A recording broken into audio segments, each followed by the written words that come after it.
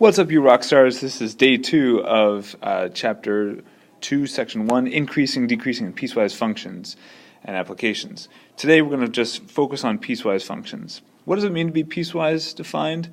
Well, it means this. It means that you get a function. One function is defined, could be up to 3, 4, 5 different pieces. Here are the pieces for this one function. It has 3 pieces. 1 piece, 2 piece, 3 pieces. And how do you know which piece to use? Well, you just look at the condition. Here, this is the actual equation, and then this is an expression, and this is the condition. Second condition, third condition. So you have to figure out what condition to use, depending on what x you're looking at. What does that mean? Well, that means if you are... Oh, and how does it look on Desmos? Well, here's one way you could do it. You could break up this piecewise function into the 3 different pieces that you have. First piece, second piece, third piece. And they get graphed out differently. Boom, boom, boom. This one's the parabola, x squared. This one's constant. It's always going to be 5. And this one is the line y equals x plus 1. So, notice that this satisfies the vertical line test. You can draw a vertical line anywhere, and you're only ever going to pass through one function, including at the endpoints here. Let me just fill these in. Because we've got a less than or equal to, these are going to be closed, closed, open, open. You can even do a vertical line test. Oh yeah, open, open. You can see the less than and greater than symbols. You can even do a very careful vertical line test through the endpoints. And notice that this vertical line test here, as well as this one, there's still exactly one point. It's this closed point right here. So this fully passes the vertical line test because they've carefully defined exactly which piece to use for every value of x. Let's test that out. So they in the book they could ask you to find f of -5, -3, 0, 3, 4, and 10. So let's take a look. If you got the function, the different inputs that they're asking for, -5, -3, 0, 3, 4, and 10. I actually want you to do this eventually,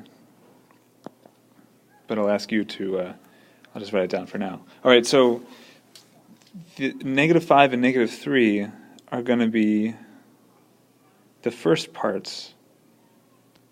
-5 and -3 are going to be evaluated using the first piece, because they're both less than -2. 0 and 3 are going to be evaluated using the second piece, because they're both in between and including -2 all the way to +3. Even though this one is on the border, it still gets defined with piece number 2, not the third piece. And then these are going to be evaluated here using the third piece, because they are 4 and 10 are both greater than 3. Alright, that's a little confusing, but here we go. -5, this is going to be done using the first piece. That's x plus 1, and we get -4. Then the x value of -3 still gets evaluated with the first piece because it's less than 2, -2. And so that's just going to be x plus 1, or -3 plus 1, which is -2. 0 is going to be evaluated with the middle piece, the second piece, because the x value, 0, is in between -2 and 3. So the middle piece is just 5. It's a constant function. All input get mapped to 5. Same thing with the third one, with the next one. 3 gets evaluated with the middle piece because it is less than or equal to 3. And so the value is 5 because it's a constant function.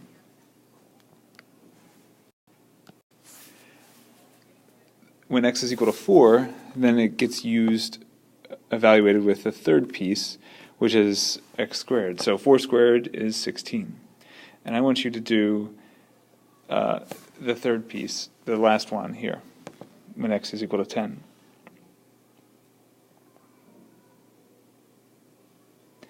Check this out. Graph the function defined as this. We've got two different pieces. We've got this crazy fractional first piece and then a very simple second piece here. And actually, if you simplify this out, x squared minus 4, that's the same thing as x plus 2 times x minus 2, all over x plus 2. And in fact, these cancel and you're left with just x minus 2, graphing y equals x minus 2. Except for when x is equal to negative 2. You can't have x equal negative 2 because remember, if that happens, you get a 0 in the denominator. It's literally 0 divided by 0, and you can't compute that. So, everywhere else, this is going to be the line y equals x minus 2. That's what it simplifies down to. This is the first fractional piece simplified. Except we're just going to try and not graph what x equals. We're not going to try and graph it when when x is equal to negative 2 because we'll get a 0 in the denominator. In the case of x equals negative 2, just plot the value of 3.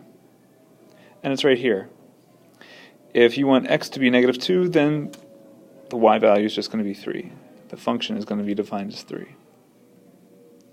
And if you wanted to, you could plot that on Desmos all in one line. Let me show you how that works. So we can see a colon here, which separates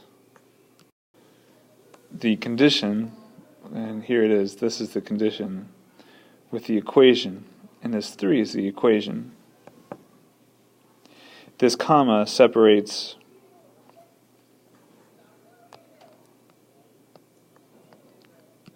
equations.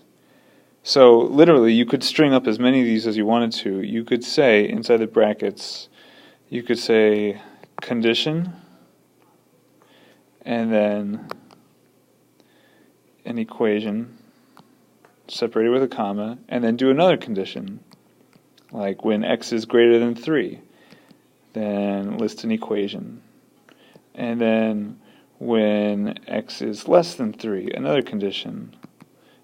You can say I want the function value to be equal to x squared minus 2. That's an equation. You could do this as many times as you wanted to. Condition, equation, condition, equation. That's how Desmos works. And we'll try it in class later.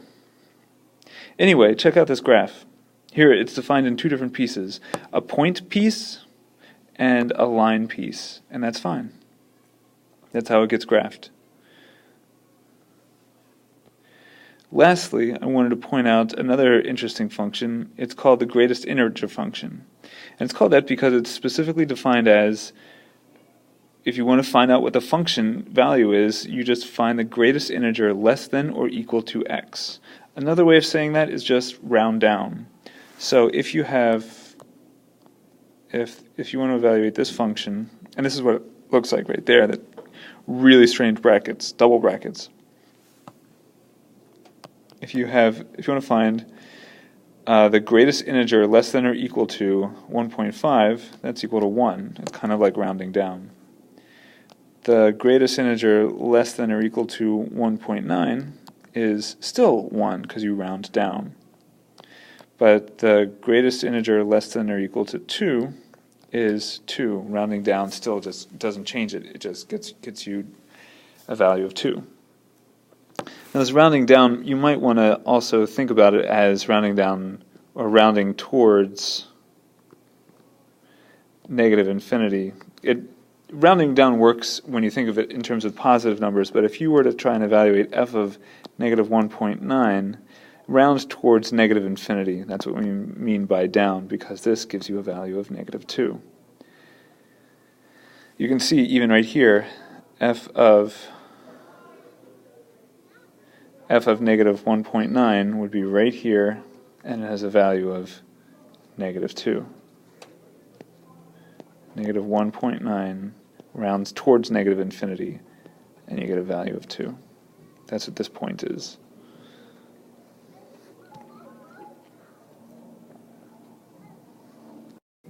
As an audio check, I just wanted to let you know that Harrisburg is the capital of Pennsylvania. Even though Philadelphia really should be, it's Harrisburg.